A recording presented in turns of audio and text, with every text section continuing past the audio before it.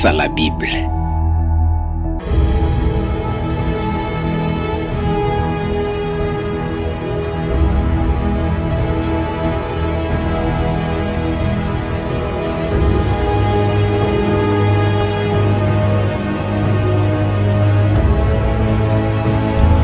Face à la Bible.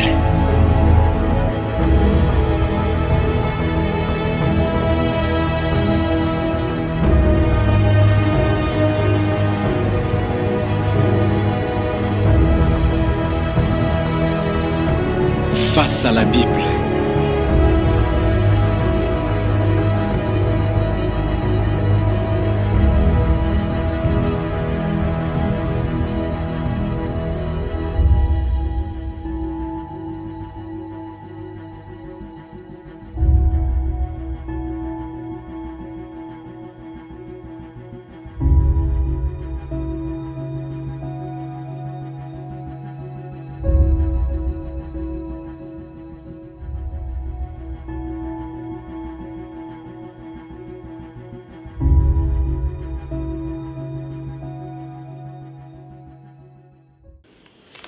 L'essentiel, toujours très essentiel.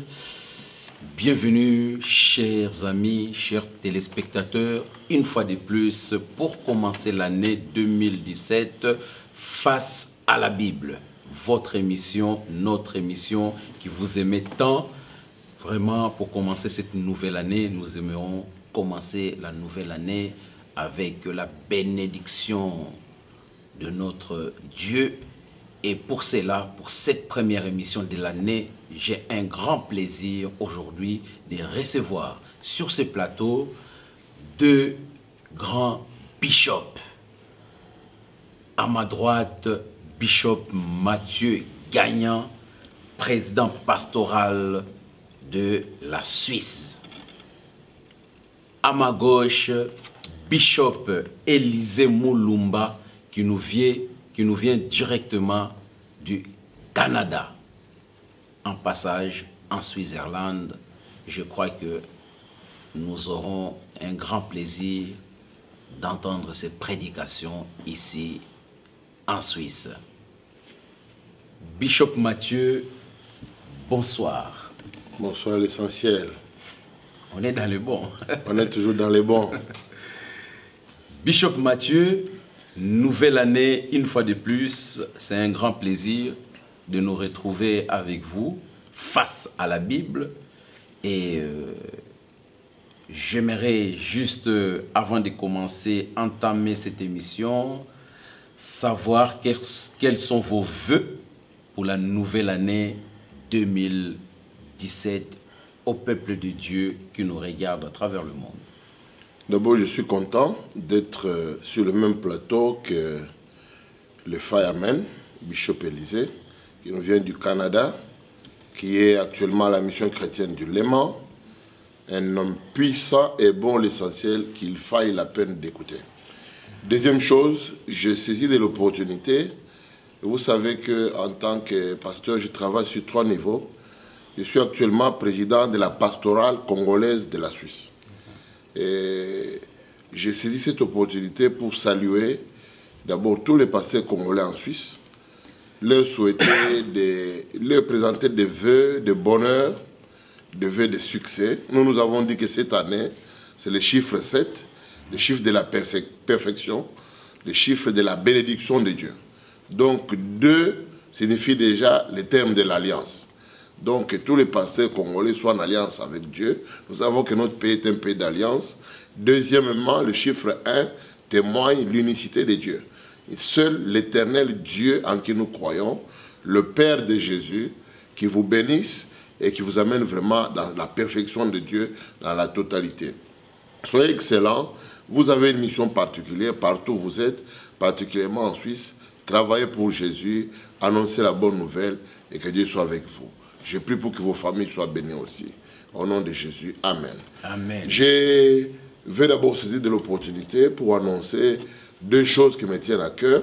D'abord, la première, c'est que ici, en Suisse, les pasteurs congolais, le samedi en 8, le samedi 28, à Zurich, nous accueillons un homme de Dieu un homme important qui a été pionnier pour l'évangile au Congo. Il s'agit de l'archibishop Coutinho Fernando à Zurich. Et je vous invite vous-même d'être là pour l'événement.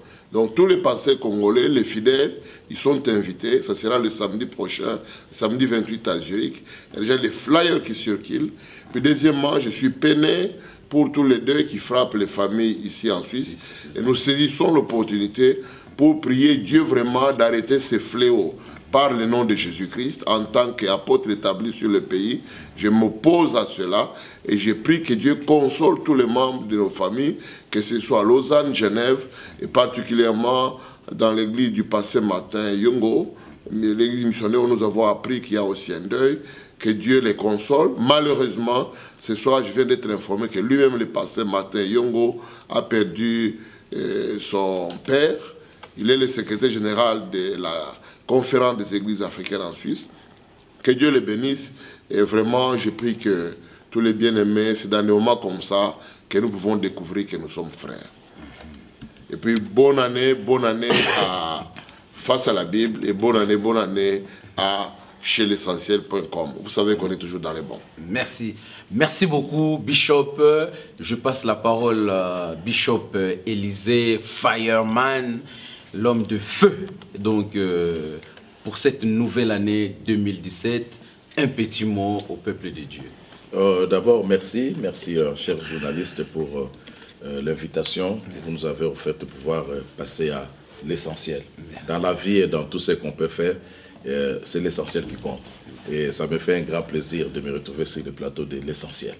Et j'ai béni aussi les seigneurs pour l'invitation qui m'avait été offerte par le bishop Mathieu Gagnan Chiyombo Kazadu Wayowa.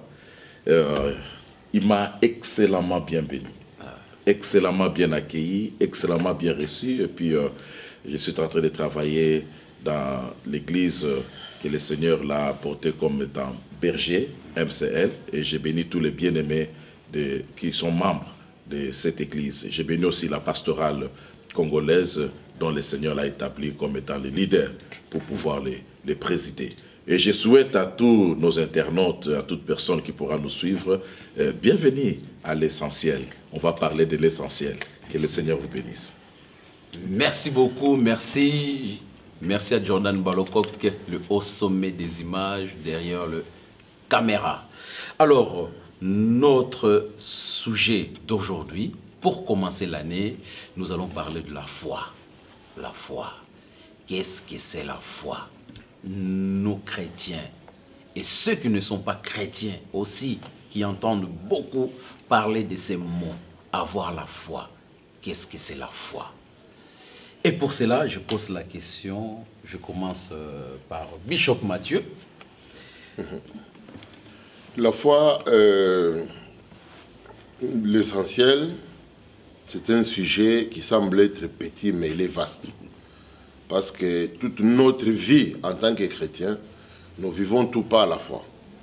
Je voudrais apporter d'abord deux définitions primaires. La première des choses, c'est que on parle d'abord de la foi qui sauve.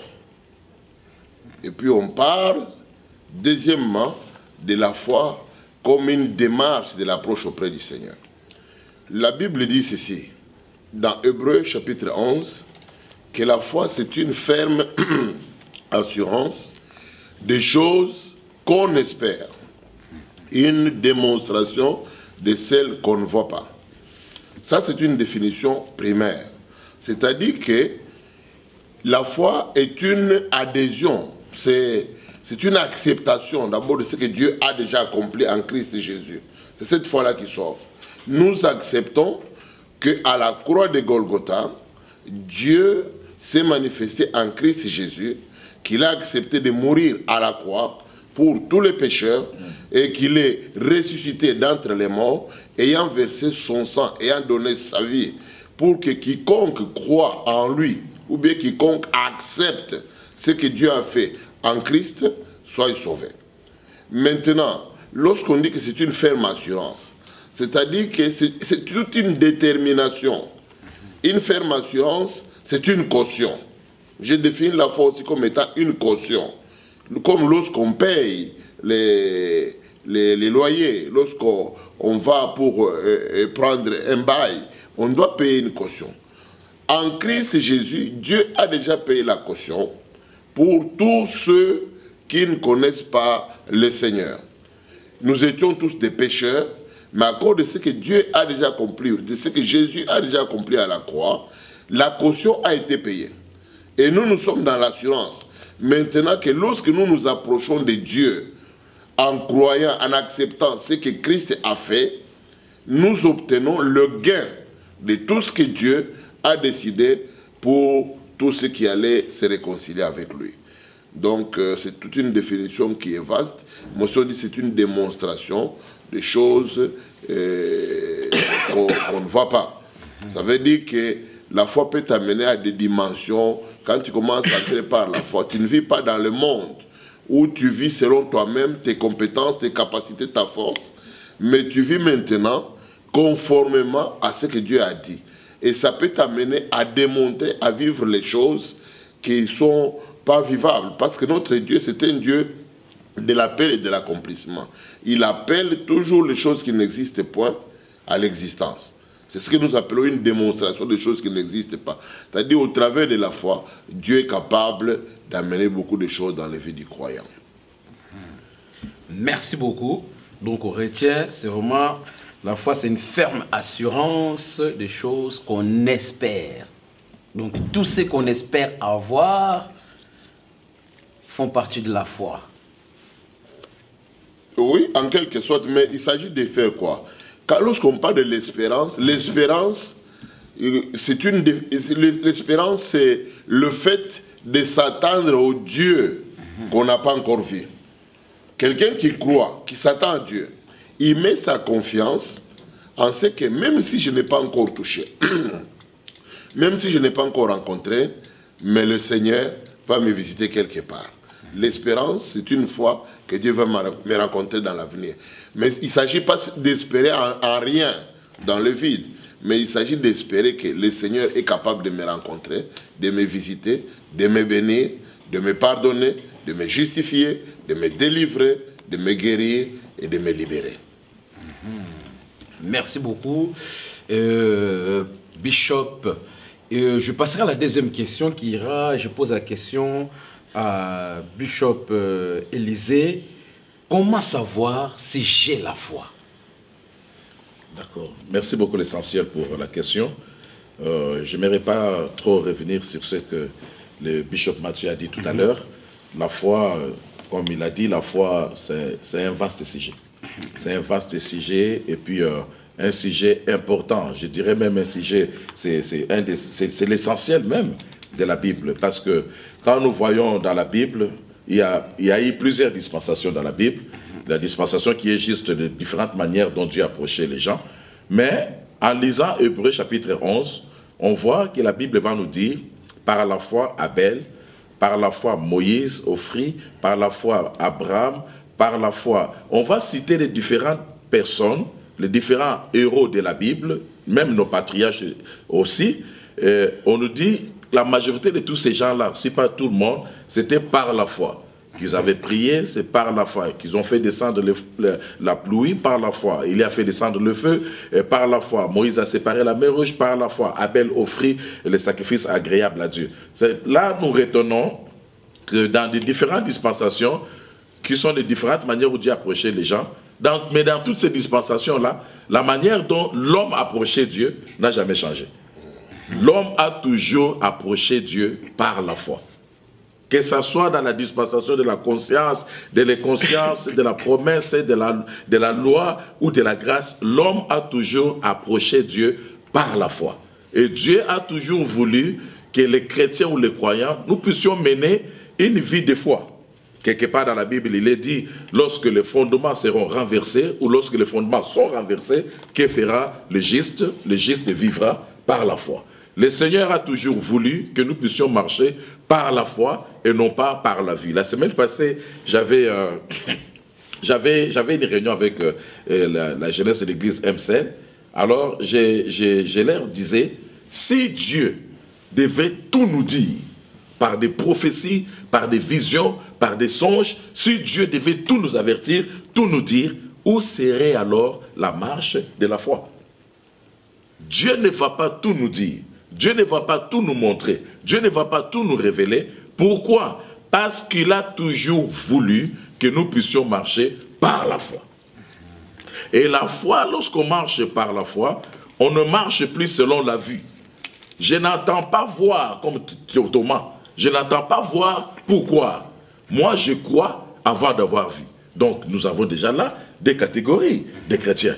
Ceux qui attendent voir pourquoi, moi je les appelle des voyants. Ils attendent voir pourquoi. Mais nous ne sommes pas des voyants. Nous sommes des croyants. C'est-à-dire que nous croyons avant d'avoir vu. Comme Jésus l'avait dit à Thomas, heureux. Parce que toi tu m'as vu, que tu crois. Heureux ceux qui croient sans avoir vu. Donc la marche de la foi, nous croyons avant d'avoir vu. Et je voulais encore ajouter, avant on pensait que la prière, c'était juste la demande. Avant on pensait que la bénédiction, c'était juste la voiture, les habits ou l'argent. Mais au fur et à mesure qu'on grandit avec le Seigneur, on commence à comprendre que la bénédiction, ce n'est pas l'argent. La bénédiction, ce n'est pas les matériels. La bénédiction, ce n'est pas les mariages. Ça, ce sont les effets de la bénédiction. Mais ce n'est pas vraiment la bénédiction. Parce que les païens, ils ne sont pas bénis. Mais ils ont des voitures, ils ont de l'argent, ils ont toutes ces choses-là. La prière, ce n'est pas seulement la demande. La prière, c'est la communication aussi avec Dieu. Je parle avec Dieu, Dieu me parle aussi. C'est la même chose avec la foi. Avant, on croyait, on pensait que la foi, c'était seulement la croyance. Le fait de croire, on a la foi. Mais là, on comprend dans 2 Corinthiens chapitre 4, au verset 13, la Bible dit, nous avons tous reçu le même esprit de foi, dont la foi est un esprit. Le même esprit de foi qui est exprimé par cette parole de l'Écriture. J'ai cru, c'est pourquoi j'ai parlé. Nous aussi, nous croyons, c'est pourquoi nous parlons. Là, on monte des dimensions maintenant dans notre foi. Donc, dans la foi, je crois dans ce que j'ai dit et j'ai dit ce que je crois. C'est un sujet formidable que vous avez choisi. Donc, la foi, on pourrait dire aussi qu'il y a un côté, il y a des personnes qui ont une foi matérialiste. Parce qu'au moment où j'espère avoir une voiture, je demande d'avoir de l'argent, je demande de devenir roi. Et il y a des personnes qui ont cette foi-là. Oui, et on peut considérer comme de foi matérialiste. Je ne dirais pas que vous êtes incorrect, mais je dirais plutôt que vous êtes incomplet. Parce que, comme le bishop Mathieu vient de le dire, là, nous sommes sauvés par la foi. Là, il n'y a pas le matériel.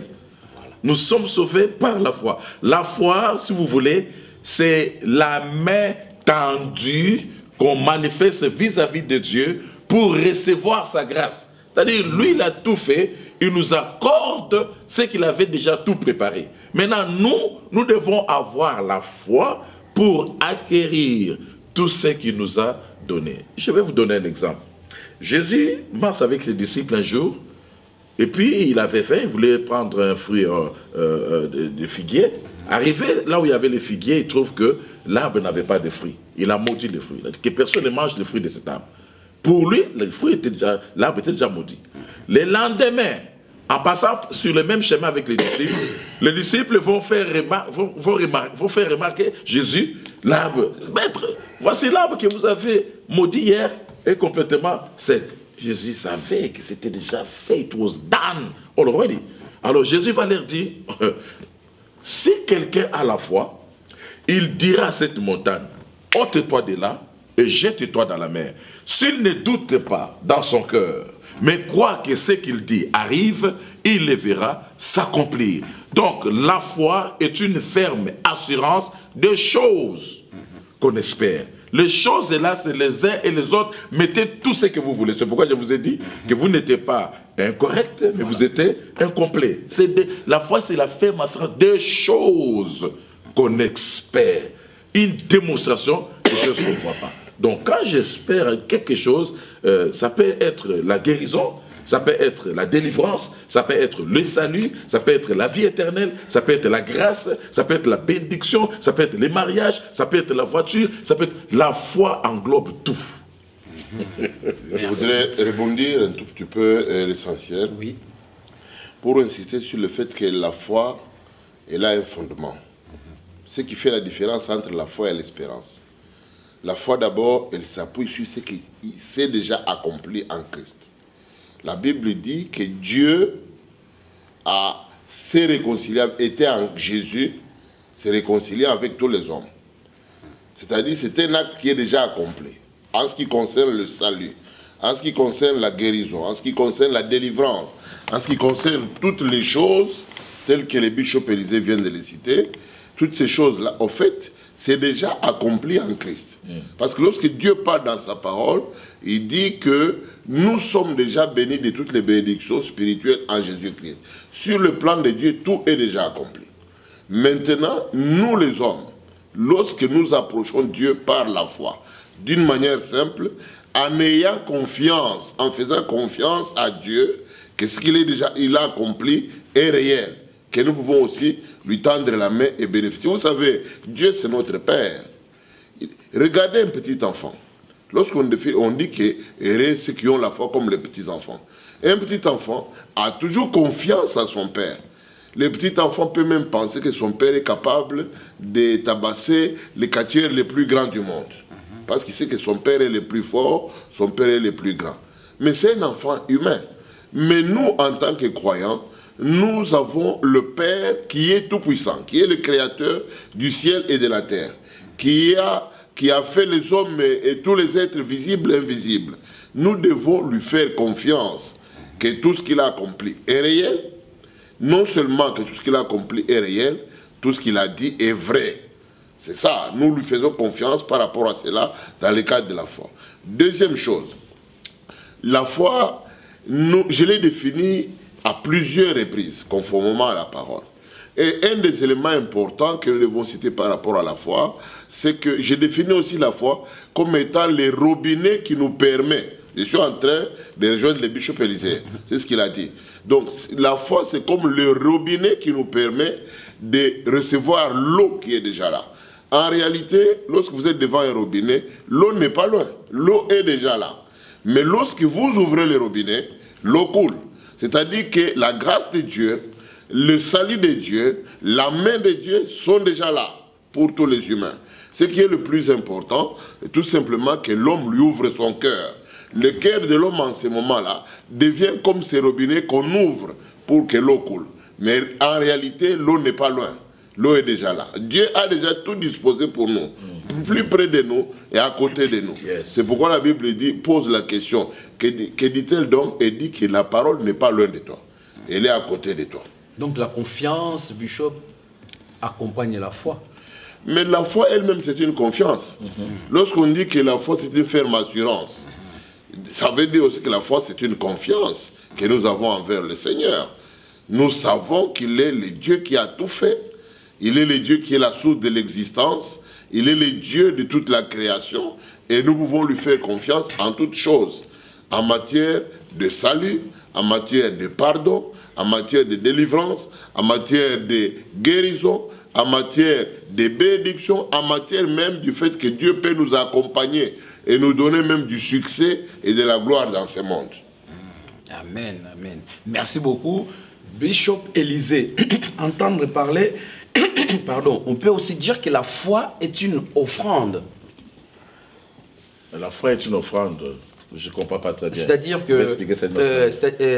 que quand on accepte Dieu, oui, quand on se donne à Dieu, oui, c'est qu'on a l'espoir que ce qu'on est en train de faire, voilà. Oui, je comprends. L'essentiel. Oui, la foi, je comprends. L'essentiel devient prédicateur. On est dans les mots, on est dans les mots. On est vraiment dans les bons. On est dans les bons. Oui, la foi comme étant l'offrande, c'est vraiment comme vous l'avez dit là, je m'offre par la foi à Dieu. Et même, quand j'ai commencé par parler, j'ai dit, la Bible nous dit, c'est par la foi qu'Abraham offrit à Dieu l'Holocauste. C'est par la foi qu'Abel offrit à Dieu aussi l'Holocauste. Donc Abraham par la foi a offert Isaac, et puis Abel aussi par la foi a offert l'Holocauste-là. Donc la foi, c'est vraiment un sujet très très vaste et puis essentiel. J'allais vous révéler quelque chose. Dieu lui-même a la foi. Jésus a la foi. Dans les mêmes passages. Ces paroles, comme on dirait. Dans l'évangile selon Marc, chapitre 11, ce que j'ai récité tout à l'heure, la démonstration où Jésus a dit, c'est quelqu'un à la fois, il dira à cette montagne, ôte-toi de là et jette-toi dans la mer. Jésus a commencé par dire aux disciples, ayez foi en Dieu, selon ce qui est écrit dans la majorité des versions que les gens lisent, Louis II. Mais dans la version originale grecque, c'est dit, ayez la foi de Dieu. Yes. Jésus commande aux disciples d'avoir la foi de Dieu. Ça veut dire que Dieu lui-même a la foi. Et nous avons vu la démonstration de la foi de Dieu. Que la lumière soit et la lumière fut. Donc Dieu lui-même, il croyait dans son cœur que ce qu'il va dire, c'est ce qui va arriver. Et ce qu'il va dire, c'est ce qu'il va croire. Alors Dieu va proclamer que la lumière soit en croyant qu'il y aura la lumière. Et directement, il y a eu la lumière. Alors Dieu nous recommande aussi nous-mêmes de pouvoir avoir cette même qualité-là de foi. Une foi qui croit dans ce que nous disons et nous disons ce que nous croyons. J'ai cru, c'est pourquoi j'ai parlé. Nous aussi, nous croyons, c'est pourquoi nous parlons. Donc, même quand on donne à Dieu, nous devons donner par la foi. Exact. Nous devons donner par la foi, avec la joie. Je viens et sème par la foi. Je sème dans le ministère. Je donne à Dieu par la foi. Parce que quand Abraham va aller offrir Isaac, il dit à ses serviteurs, vous restez ici, au bas de la montagne. Moi et les fils, nous irons jusque-là pour adorer. Et ensuite, nous reviendrons. Je signale aussi que c'est la première fois dans la Bible où on a cité le verbe adorer. Mais, dans le cœur d'Abraham, il savait qu'il partait sacrifier. En termes simples, il partait tuer son fils. Mais dans son parler, il dit, nous partons pour adorer et ensuite nous reviendrons. Pour dire tout simplement qu'il avait la foi que même quand il va offrir en holocauste son fils Isaac, Dieu allait même ressusciter son fils pour revenir ensemble avec son fils auprès de ses serviteurs. Il avait cette foi-là. Donc même quand nous donnons avec foi. Merci beaucoup, merci. L'homme de feu. J'aimerais toujours compléter. Voilà. C'est très important. Surtout en explicitant un tout petit peu les concepts. Tout à fait. Parce que tu as parlé, lorsqu'on parle de l'offrande dans l'église, c'est quelque chose qui préoccupe les gens. Lorsqu'on veut salir les pasteurs, lorsqu'on veut critiquer les pasteurs. Donc le sujet le plus intéressant pour le monde et pour certains gens, c'est l'offrande. Parce qu'ils pensent que l'offrande, c'est seulement l'argent. C'est seulement l'argent. Or, nous-mêmes, nous pouvons nous offrir aussi nous-mêmes, un sacrifice. Nous sommes déjà une offrande. Voilà. Toute notre vie, telle que tu nous vois là, l'essentiel, toute notre jeunesse, nous l'avons offerte à Dieu. Pourquoi? Je voudrais revenir sur le verset d'Hébreux qui parle de la foi. La première fois que la Bible parle de la foi, dans Hébreux 11. Et ne commence pas par dire d'abord la foi c'est une ferme assurance, non. Et commence que c'est par la foi qu'Abel a offert un sacrifice plus excellent. Tu vois, d'abord la manière dont la Bible précise, par la foi, Abel a offert un sacrifice plus excellent. Alors, tu as dit un élément très important, et j'ai pris, Dieu plaise à Dieu que toi aussi tu deviennes prédicateur comme nous, que la foi c'est vraiment une offrande.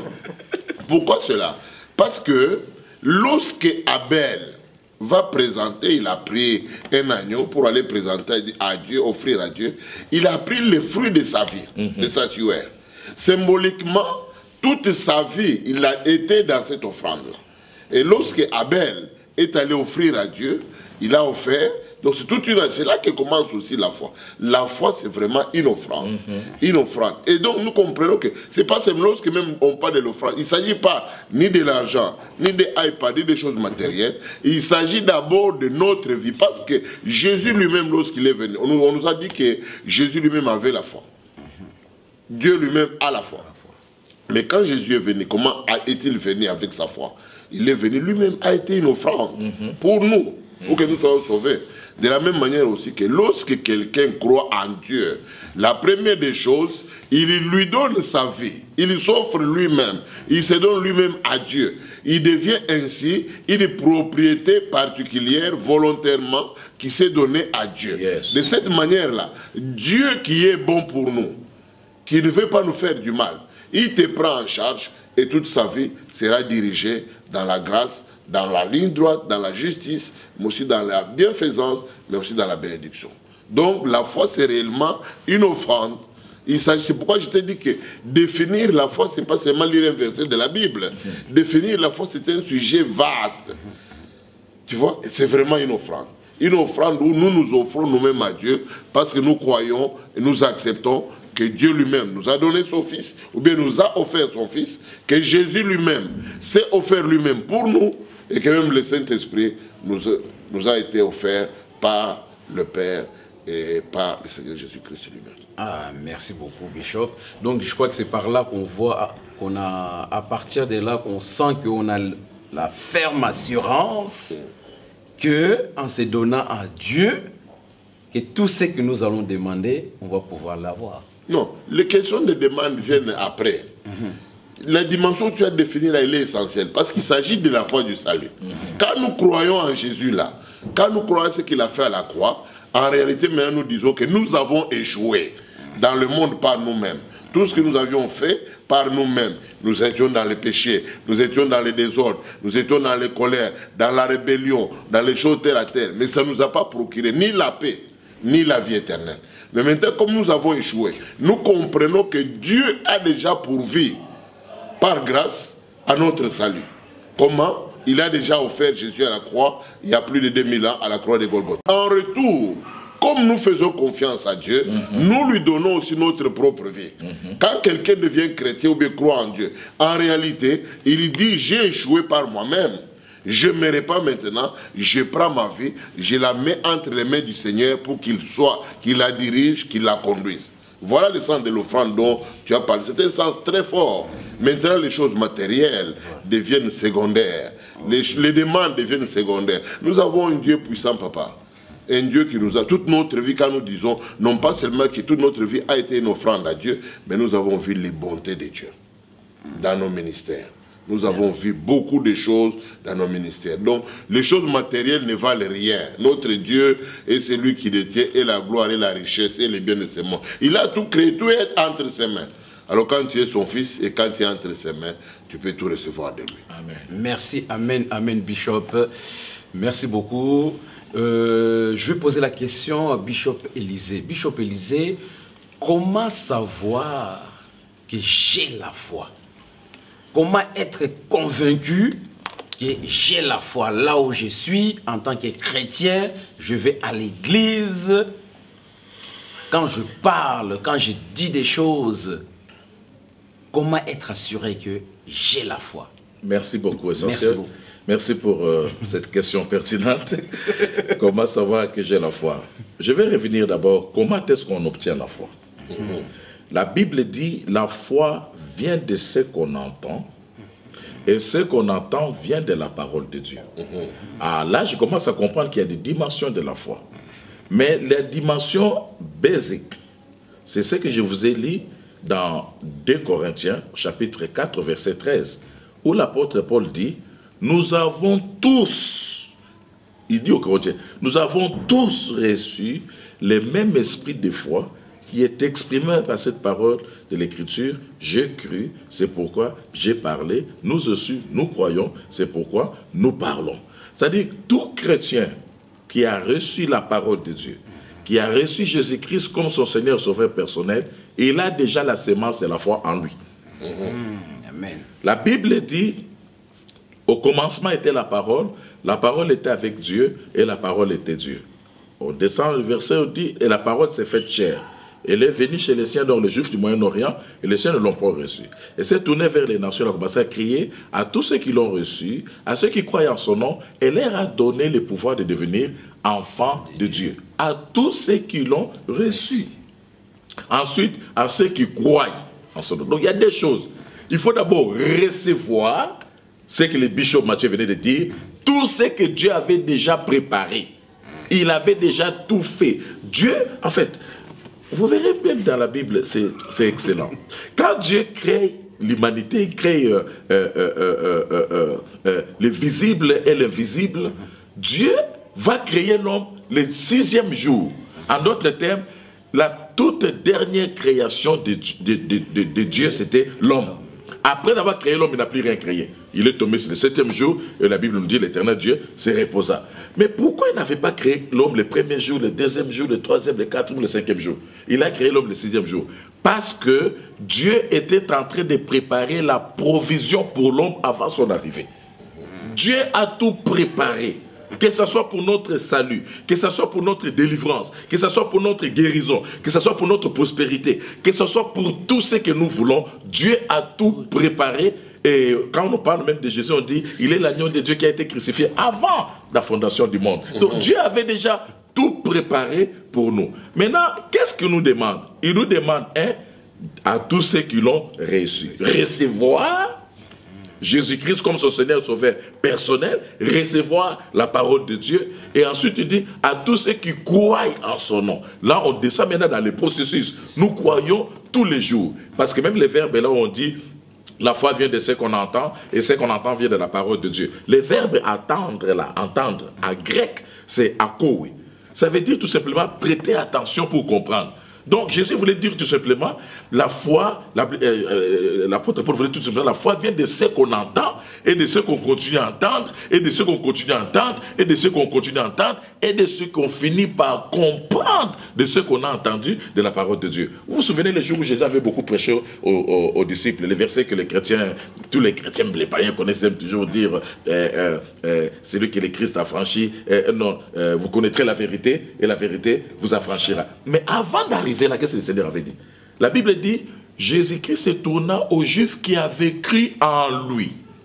Et il les a dit, si vous demeurez dans ma parole, vous connaîtrez alors la vérité, et la vérité vous affranchira. C'est un processus. Chaque jour, quand j'entends la parole de Dieu, je suis tenté de recevoir et d'augmenter ma foi. En recevant la parole de Dieu, en demeurant dans le Seigneur, en faisant tout ce qu'un chrétien doit faire, je suis en train d'augmenter ma foi. Donc la foi grandit. La foi grandit au fur et à mesure.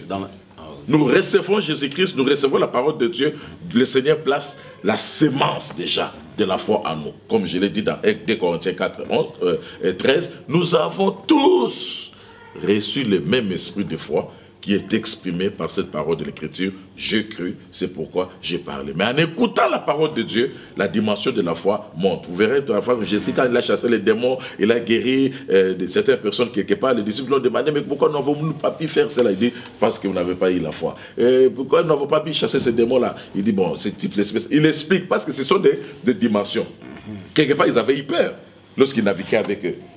Les gens, les disciples ont commencé à crier, maître, cela ne t'inquiète pas, tu que nous périssions. Ils ont fait beaucoup de prières, nous allons mourir. Quand Jésus s'est levé, il a calmé d'abord la tempête en disant à la mer, tais-toi, au vent, silence. Ensuite, il reproche à ses disciples, gens de paix de foi. Donc, ils avaient quand même la foi, mais la foi là était peu. Ah, ok. Merci, Bishop Fireman. Je vois que, je sens que par là, mais je voulais juste continuer par. Je sais que Bishop Mathieu Gagnant va compléter. L'homme de. C'est justement. Parce que le Bishop nous a d'abord dit tu n'es pas incorrect, mais nous luttons contre l'incompréhension. Justement, pour compléter. Heureusement que ces questions sont sans réserve. Exactement. C'est pas sous réserve. C'est pas sous réserve, justement. Les questions ne sont pas sous réserve. Ne sont pas sous réserve. Justement. Je sors des réserves, justement. Bishop Mathieu Gagnant, en entendre Bishop Élisée parler, cela veut dire que la foi, ça se construit au fur et à mesure, on suit l'évangile, donc par les enseignements. Donc les enseignements sont très importants pour agrandir sa foi. Non, je pense que dans tout ce qu'il a dit, il y a toute la richesse, la profondeur. La question que tu as d'abord posée, elle est fondamentale, essentielle. Tu as dit, comment savoir que j'ai la foi? Première des choses importantes, il a dit, lorsque tu reçois Jésus dans ton cœur, tu as reçu cette semence de la foi. Deuxième élément essentiel, que nous devrions, pas l'essentiel comme chez l'essentiel. Essentiel dans la vie des chrétiens. Deuxième élément essentiel, c'est qu'il y a toujours des signes extérieurs. La foi se manifeste aussi par des signes extérieurs. Le premier signe de la foi, c'est d'abord la parole de Dieu. Parce que la foi vient de ce que l'on entend, et ce que l'on entend vient de la parole de Dieu. Dans Romains 10, 17. Maintenant, troisième élément. Tu sais, la Bible dit que Paul est en train, dans Actes chapitre 14, Paul est en train de prêcher quelque part, mais la Bible dit que Paul a vu qu'il y avait une dame qui avait la foi pour être sauvée. Ça veut dire qu'il y a une certaine manifestation qui se fait au travers de la personne qui croit, qui a cru, qui démontre au prédicateur comment Paul pouvait-il voir qu'il avait la foi pour être sauvé. C'est-à-dire qu'il y avait plusieurs personnes. Mais elle a manifesté un geste extérieur d'approche, ou bien de demande de prière, ou bien peut-être d'adoration pour témoigner qu'elle avait la foi. Donc la foi se manifeste toujours par des gestes extérieurs. Par exemple, lorsqu'on prêche la parole dans une église, ou bien on prêche la parole dans la rue, on va rencontrer, on a prêché sur la repentance. Peut-être que les prédicateurs parlent et qu'ils disent, eh bien maintenant il faut que les gens qui veulent se repentir viennent ici devant le Seigneur. Si tu as la foi, tu ne regardes ni ton père ni ta mère, tu ne consultes ni la chair ni le sang. Ton problème c'est que comme tu as compris que tu étais loin de Dieu, que tu as besoin de la grâce de Dieu maintenant, tu t'approches librement. Si on te dit qu'il faut fermer les yeux, il faut répéter une prière, ou bien qu'il faut... Ces gestes-là, c'est un geste de la foi.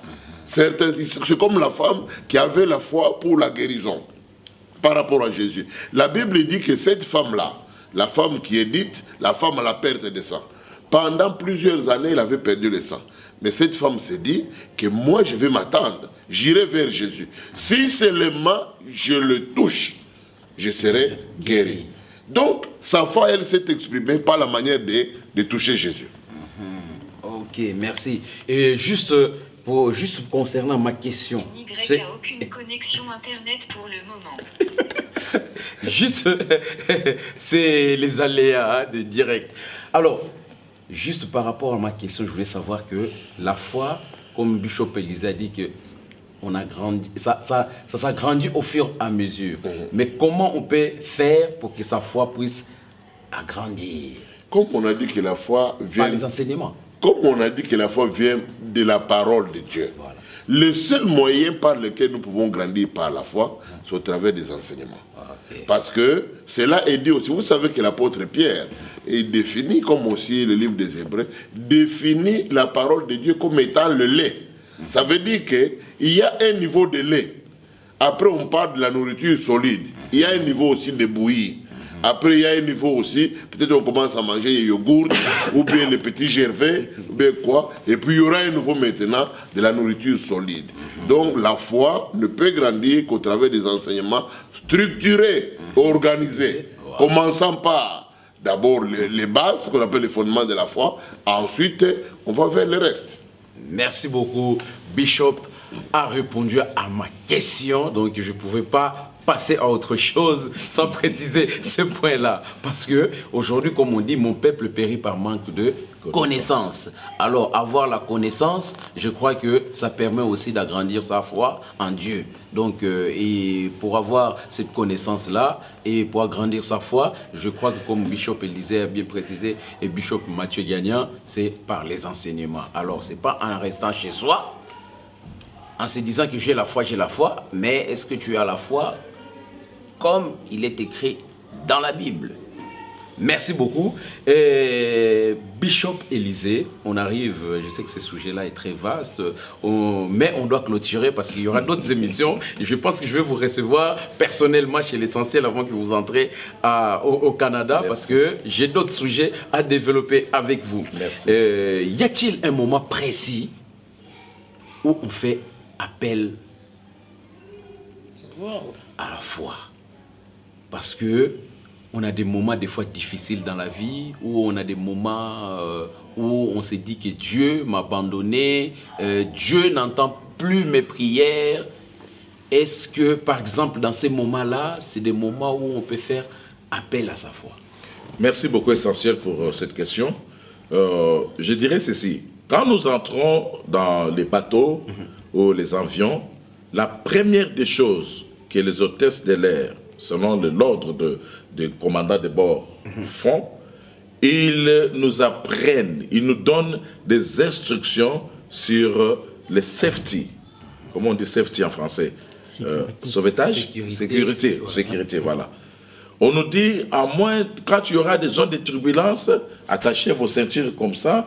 Si jamais on fait l'amérissage, il faut porter les gilets et puis il faut appuyer ici. On vous montre toutes ces choses-là avant qu'il y ait des problèmes, avant qu'il y ait la persécution dans les airs. On vous instruit déjà comment il faut faire s'il y a un accident. Alors, lorsque l'accident arrive, tu dois te souvenir directement de ce qu'on t'avait montré. Tu attaches la ceinture, tu portes les gilets de sauvetage, tu le fais. C'est la même chose avec la foi. La raison pour laquelle, au début, je vous ai dit, nous sommes appelés à marcher par la foi. Quand les fondements sont renversés, que fera le juste? Le juste vivra par la foi. Pour nous, les chrétiens, tout ce que nous le faisons par la foi. Nous les faisons par la foi. Tu ne peux rien faire sans la foi. Il n'y a pas un seul instant où tu peux dire que non, tu n'as plus la foi, tu n'as pas la foi. Non, la foi c'est pour toute la vie. Je voulais encore insister sur une chose. Les gens pensent que ce sont des tribulations, les problèmes, la persécution qui augmentent la foi. Non, non, non, non, non, non, non, non, non, non. Les problèmes, la persécution n'augmentent la foi des personnes. C'est la foi qu'on utilise pendant les moments de période ou de la persécution, de tribulation, que notre foi augmente aussi. La foi, là, c'est quoi? J'applique tout simplement la parole de Dieu. Parce que quand nous disons la foi n'est pas en l'air. Hein? Essentiel, la foi n'est pas en l'air. La foi est basée sur la parole de Dieu. Quand je tomberai malade, comment savoir que j'ai la foi? Je vais me tenir sur les promesses de Dieu. La Bible dit, il a transporté nos douleurs, il a transporté nos souffrances. Le châtiment qui nous donne la paix est tombé sur lui. Et dans ces blessures, nous avons été guéris. Plus loin dans Pierre, il va dire, lui qui a transporté nos souffrances dans son propre corps, lui par les maîtrissures desquelles vous avez été guéris. Quand je comprends ça, que j'ai déjà été guéri, lorsque la maladie vient en moi, je comprends que c'est d'une manière frauduleuse. C'est d'une manière frauduleuse que nous, les enfants de Dieu, nous tombons malades.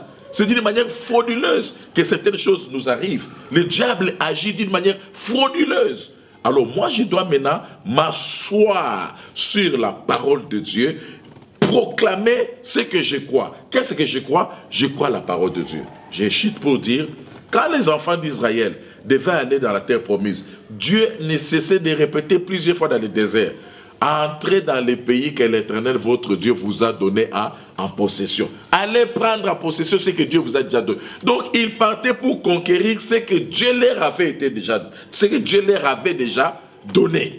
Alors, quand tu pars dans cette attitude-là, je ne viens pas solliciter à Dieu de fabriquer quelque chose comme si Dieu n'a jamais rien fait. Non, je viens revendiquer ou m'accaparer ou déclarer ce que Dieu a déjà accompli en Jésus-Christ. Parce que la Bible nous dit, nous avons tout pleinement en lui. Nous avons tout, frères et sœurs, pleinement en Jésus-Christ. Donc, quand nous venons auprès de Dieu, qu'il n'y ait pas un seul instant où nous allons manquer la foi. Devant n'importe quelle circonstance, que ce soit les maladies, les cas de décès, les cas de différents problèmes, chassés de la maison, radiés à la banque, prêt à saisir ta voiture, la banque fait saisir ta voiture. Exerce ta foi. Et la foi vient d'où? La foi vient de la parole de Dieu. La foi a comme soubassement la parole de Dieu. Nous prenons les promesses de Dieu, nous y allons avec la foi. Je crois dans ce que j'ai dit, et j'ai dit dans ce que j'ai dit, ce que je crois. C'est ça la foi. Donc nous mettons Dieu à l'épreuve.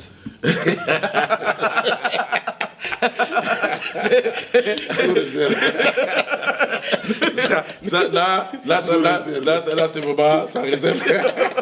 Nous mettons Dieu à l'épreuve, parce qu'en ce moment-là, d'après ce que j'ai compris, vous savez, mon Dieu, vous avez dit ceci, quelqu'un voulait faire ça. Quelqu'un voulait faire ça, essentiel. Quelqu'un voulait faire ça. Il poussait vraiment le roi Balak. Il poussait Balaam, il poussait Balaam, il poussait Balaam. À la fin, Balaam a dit, je reconnais que Dieu n'est pas un homme pour mentir, qu'il n'est pas un fils d'un homme pour se repentir. C'est que sa bouche déclare, sa main puissante est là pour l'accomplir. Donc, il n'y a même pas à mettre Dieu à l'épreuve. Applique seulement. la parole de Dieu. Nous n'obéissons pas à la parole de Dieu. We are doers of the word of God. Nous sommes les pratiquants de la parole de Dieu. Ah, merci beaucoup, Bishop Élisée, l'homme de feu. Je crois qu'on aura d'autres sujets à débattre parce que là, le temps nous fait défaut. Bishop Mathieu Gagnan, pour compléter. Aujourd'hui, vous avez le rôle de compléter. D'amener à la totalité. D'amener à la totalité. Parce que 2017, c'est le temps de la totalité. Nous voulons que Dieu bénisse son peuple avec la totalité.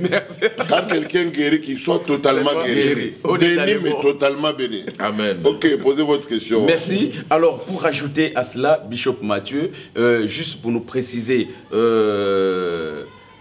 dans tout ce qu'on a dit, la foi, la parole a une certaine force, parce que d'après ce qu'on comprend, dans la foi, la parole joue un grand rôle dans la foi. Donc, tout ce que nous on dit même à nos enfants, on doit quand même faire attention parce que on emploie des mots et ces mots-là, s'ils sont mal exercés, ils peuvent apporter des conséquences. Donc ça fait que si on les dit avec la foi, ils risquent d'avoir des conséquences.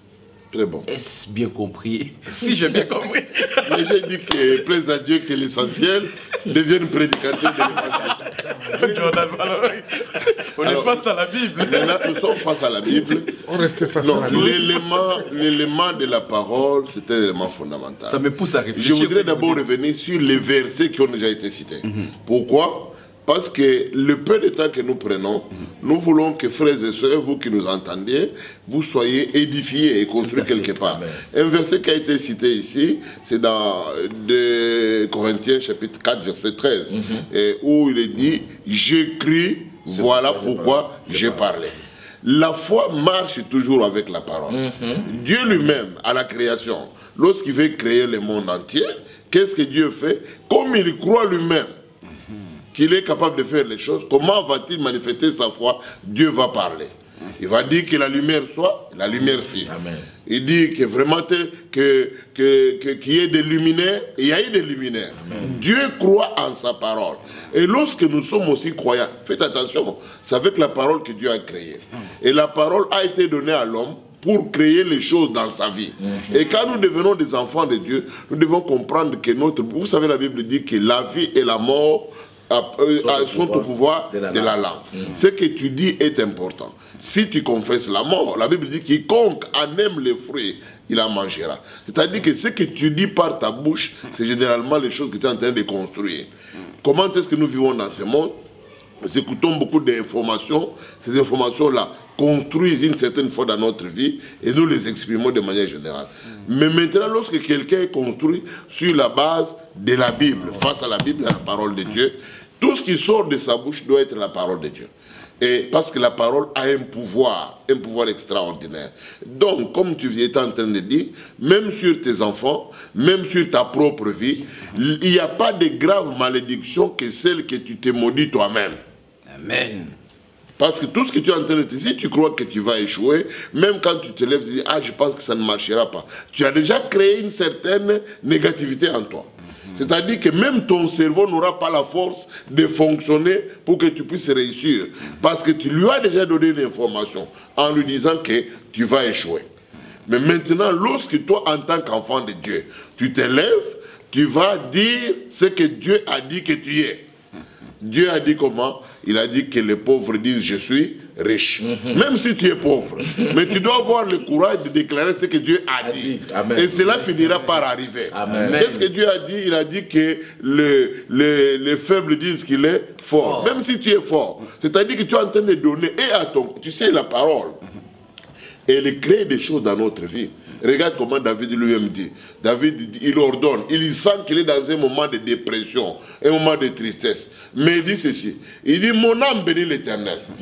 Mais est-ce que lui et son âme sont des personnes différentes? Non, il est en train de se dire à lui-même que malgré les circonstances, ton travail sera de bénir l'Éternel. Et petit à petit, tu vas voir comment est-ce que David va composer des poèmes et des prières extraordinaires qui nous édifient, nous construisent jusqu'à aujourd'hui. Pourquoi? C'est par la parole. Donc les paroles de nos bouches sont fondamentales.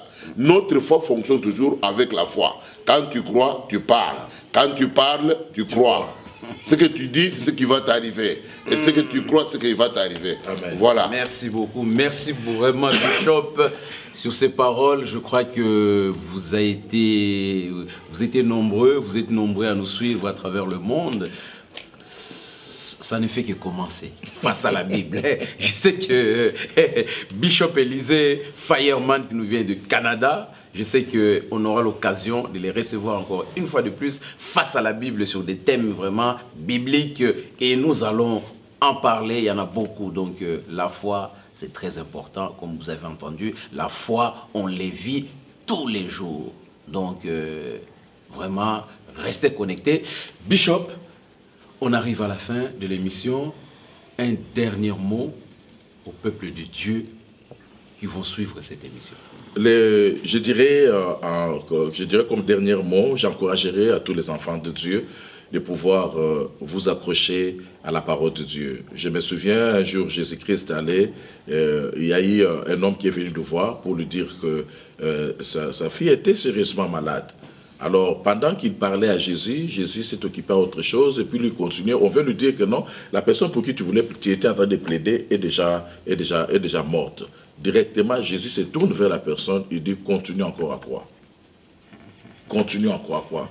Donc, c'est pour dire à quelqu'un, quelles que soient les circonstances, quels que soient les problèmes dans lesquels tu te retrouves aujourd'hui, ne perds pas la foi. Il est dit dans la parole de Dieu, aussi longtemps que tu vis, il y a encore de l'espérance. Il y a encore de l'espérance pour toi qui es sur les lits des malades. Il y a encore de l'espérance pour toi qui traverse des moments difficiles. Il y a encore de l'espérance. Le médecin t'a dit que tu ne pourras jamais concevoir. Le médecin t'a dit que cette maladie-là, tu ne mourras que de ces cancers-là. Les médecins t'ont dit que tu ne pourras peut-être pas guérir de ces cancers-là ou de ce diabète-là ou tu vas mourir par AVC. Moi, je viens contredire ce que le médecin t'a dit parce que le médecin des médecins a dit ceci, qu'il a transporté nos douleurs, il a transporté nos souffrances. Le châtiment qui nous donne la paix est tombé sur lui et dans ce blessure nous avons été guéris. Plus loin il va dire encore, tu serviras l'Éternel ton Dieu, il n'y aura ni la femme stérile ni la femme qui avorte et l'Éternel enlèvera, il ôtera la maladie loin de toi. Quel que soit ce que tu vis encore aujourd'hui, si tu es encore en vie, si tu peux m'entendre aujourd'hui, la Bible dit pour tout celui qui vit, il y a encore de l'espérance. Just believe, just believe, keep believing, continue à croire et aie la foi. Le Seigneur va se manifester dans ta vie. Voilà mon dernier mot. Merci beaucoup. On est dans le bon. Je vous disais que chez l'essentiel, on est dans le bon. Vraiment, Bishop Mathieu Gagnan, un dernier mot pour clôturer notre sujet du jour. J'ai à cœur de donner une dernière définition à la foi. D'abord, je voudrais dire à tout le peuple de Dieu que tout est possible à celui qui croit. Amen. Dans la vie d'un homme, il y a des possibilités. Le monde nous a montré beaucoup d'impossibilités. Mais j'aimerais vraiment dire que dans la vie de l'homme, tout est possible à celui qui croit. Si tu crois, tu verras réellement la gloire de Dieu. Amen. Mais la dernière définition que je voudrais donner, c'est laquelle? C'est que la foi, c'est une marche. Une marche avec Dieu. Je prends deux exemples.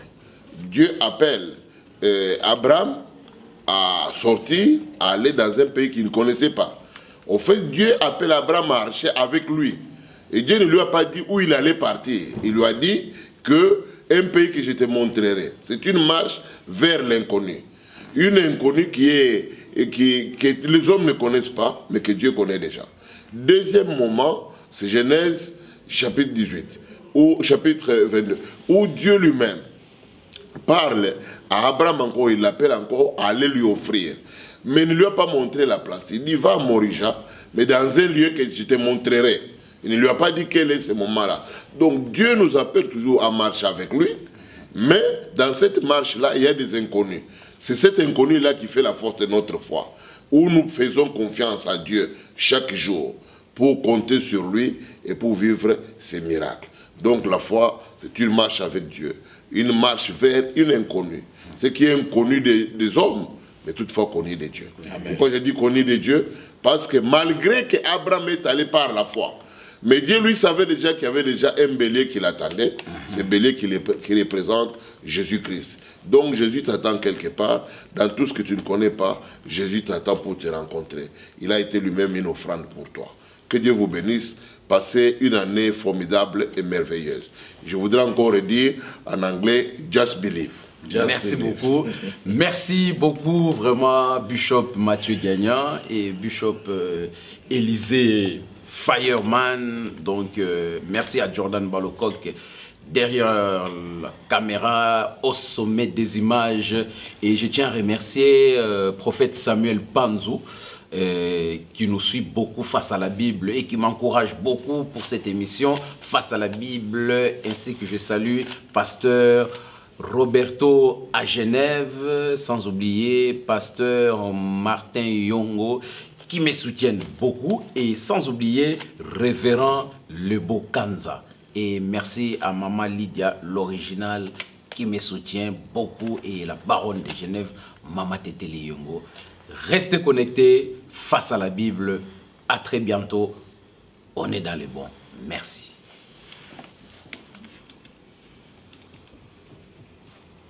C'est l'essentiel. Jordan, wow, t'as vu ce titre-là? Une bonne émission. Vivant. Merci. C'est l'essentiel. Bishop.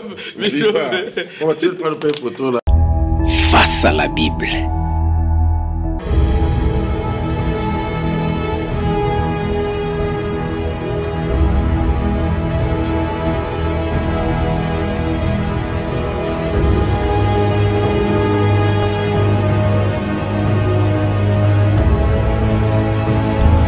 Face à la Bible.